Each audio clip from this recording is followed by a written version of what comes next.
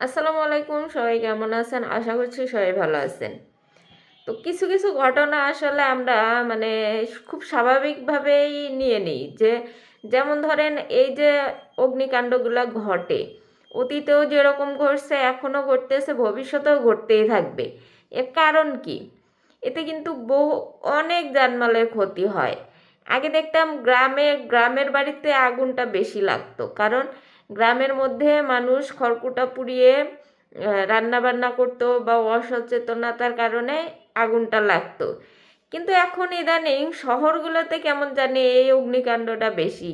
কারণ এই যে শহর ভিত্তিক যে কাঠামোগুলা, যে বিল্ডিংগুলা তৈরি করা হয়, যেভাবে তৈরি করা হোক না কেন, এগুলার কাঠামো একদমই ভালো না। বাংলাদেশের বিশেষ করে ঢাকা শহরের যে বিল্ডিংগুলা যেভাবে তৈরি করার উচিত ছিল, যে এই যে কারেন্টের তার বলেন, গ্যাসের লাইন বলেন, যে কোনো লাইন বলেন, এমনভাবে করা যে এগুলার ভিতরে আগুন লাগা খুবই স্বাভাবিক বিষয়।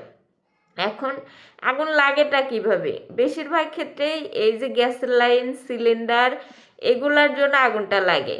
এখন যেহেতু আমাদের শহরগুলা এরকম না যে এই শহরগুলোকে ভাঙ্গা আবার নতুন করে করা যাবে, এরকম না। কিন্তু এই যে বিল্ডিংগুলাতে সেফটি বলতে কিছুই নাই, যে অগ্নি নিরাপদ ব্যবস্থা, যে কি কারণে ও আগুন লাগে আর এর থেকে প্রতিকার কি, বা এই যে গ্যাস, এই অগ্নি নির্বাপক যে যন্ত্রপাতি, এগুলা যে একটা বিল্ডিংয়ে থাকতে হবে। বিশেষ করে বাণিজ্যিক বিল্ডিংগুলা, যেগুলাতে শপিং মল থাকে, রেস্টুরেন্ট থাকে, তারপর বিভিন্ন ধরনের প্রতিষ্ঠানিক যে জায়গাগুলা, সেই বিল্ডিংগুলাকে আপনারা সেফটি কতখানি মানতেছে, এই জিনিসগুলা তদারকি বাড়ানো উচিত। যেগুলা বিল্ডিংয়ে আগুন লাগতেছে সেগুলা বিল্ডিং থেকেই শোনা যাইতেছে যে এখানে অগ্নি নিরাপদ ব্যবস্থা নাই, এখানে এক্সিট সিঁড়ি নাই, এক্সিট কোনো রাস্তা নাই। মানে এই ধরনের বিল্ডিংগুলোতে আগুন বিশেষত বেশি লাগতেছে। তো এই জায়গাগুলোতে আসলে কাদের দায়? কাদের এই জায়গাগুলোতে কাজ করা উচিত? যে এই জায়গাগুলোতে যে যারা এই বিল্ডিংগুলোকে তদারকি করে, বিআরটিসি বলেন, যারাই বলেন, যে এই জিনিসগুলো যারা তদারকি করে, তারা আসলে সারা বছর কি করে? যখন একটা বিল্ডিংয়ে আগুন লাগে তখন গিয়ে এই এই কথাগুলো আলোচনা বেশি হয়, যে এই বিল্ডিংটাতে এক্সিট সিঁড়ি ছিল না, নিরাপত্তার কোনো ছিল না, কি অগ্নি নিরাপদ ব্যবস্থা ছিল না। কিন্তু এগুলা না থাকার পরেও কেন সেইগুলো প্রতিষ্ঠানে, সেগুলো বিল্ডিংয়ে প্রাতিষ্ঠানিক কাজ হয়, কেন রেস্টুরেন্টের কাজ হয়, কেন ওইগুলা জায়গাতে শপিং মল হয়, এই এই জিনিসগুলা কেন দেখা হয় না? এই প্রশ্নগুলো করতে হবে। আগুন লাগবে না লাগবে সেটা পরের কথা, কিন্তু একটা বিল্ডিংয়ে, একটা জায়গাতে, সেখানে হোক সেটা মার্কেট, হোক সেটা রাস্তাঘাটের কোনো দোকান, হোক বাড়িঘর, যেখানেই হোক না কেন, সেফটি জিনিসটা সবার আগে থাকতে হবে। এক্সিট এক্সিট যে জিনিসটা সেটা থাকতে হবে।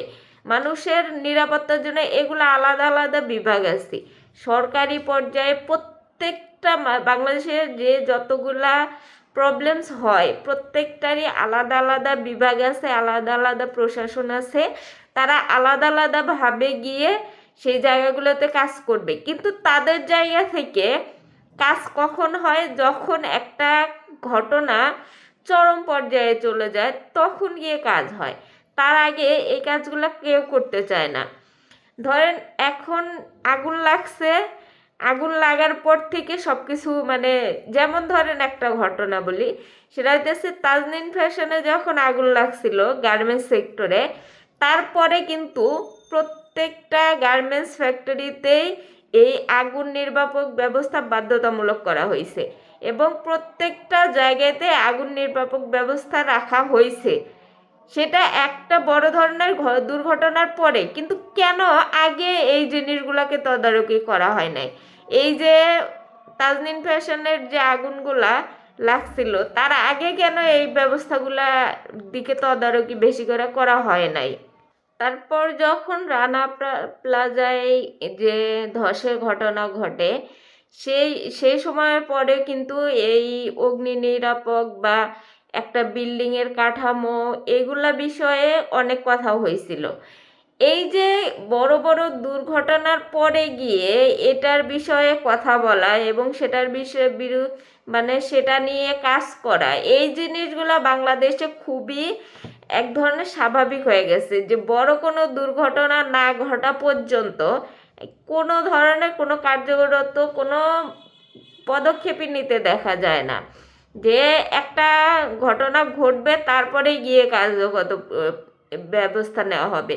কিন্তু এর আগে কেন নেওয়া হয় না? এই যে যখন আগুন লাগে তখন আমাদের টনক নড়ে, তারপরে কিছুদিন থাকে, তারপরে আবার আমরা ভুলে যাই এবং এই বিষয়গুলো প্রশাসন থেকেও আর কোনো খোঁজ খবর নেওয়া হয় না। যখন আবার কোনো দুর্ঘটনা ঘটে তখন আবার নতুন করে কিছুদিন চলে, যে এই তদারকিগুলো চলে, তারপরে আবার সবাই ভুলে যায়।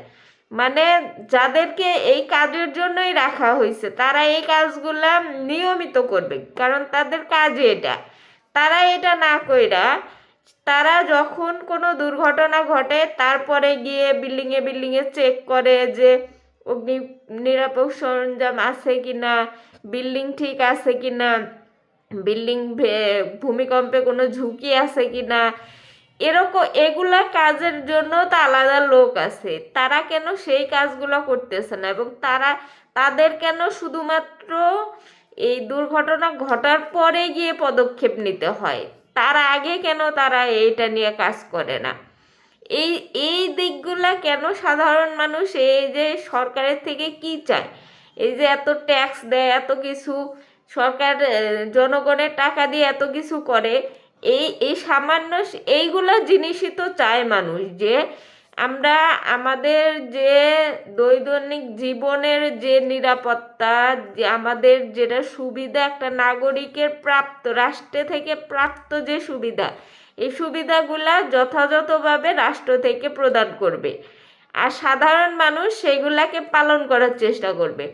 এখন সাধারণ মানুষ পালন করতে চাইলেও যে রাষ্ট্র থেকে যে প্রতিনিধিগুলো আছে, সরকার থেকে যে প্রতিনিধিগুলো আছে যারা এগুলা বিষয়ে কাজ করবে, তারা তো তাদের জায়গা থেকে কাজ করতেছে না।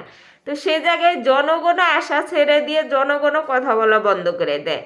যেমন ধরেন রাস্তাঘাটে যেখানে সেখানে সিএনজির যে গ্যাস, যে ফিলিংস গ্যাসগুলো আছে সেগুলা দিয়ে রান্না বান্না বা বিভিন্ন ধরনের ফুটপাতের রান্নাগুলো হয়। তারপরে রেস্টুরেন্টগুলোতে ঝুঁকিপূর্ণভাবে গ্যাসের লাইন করে গ্যাস নিয়ে, এক্সট্রা গ্যাস নিয়ে তারা রান্না বান্না করে, ঝুঁকিপূর্ণভাবে চলে। এমন এমন বিল্ডিং আছে যে বিল্ডিংগুলোতে আপনারা দেখবেন যে হালকা ভূমিকম্পেও সেগুলা ভেঙে পড়ার সম্ভাবনা আছে, তারপরেও সেখানে মানুষ, শত শত মানুষ সেখানে কাজ করতেছে, বা সেই বিল্ডিংগুলোতে এখনো খালি করা হয় নাই বা ভাঙ্গা হয় নাই, সেই বিল্ডিংগুলোতে এখনো কাজ চলে, এখনো মানুষ সেইখানে চলাফেরা করে। তো এই যে এইগুলা জিনিসগুলা যে জনগণের জীবনের নিরাপত্তার জন্যে এইগুলা জিনিসগুলা যারা তদারকি করে তারা যে করতেছে না, এই জিনিসগুলা সরকার থেকে দেখা উচিত। সরকারটা এই জন্যই চেঞ্জ হয়েছে যে এই জিনিসগুলা তারা তদারকি করবে।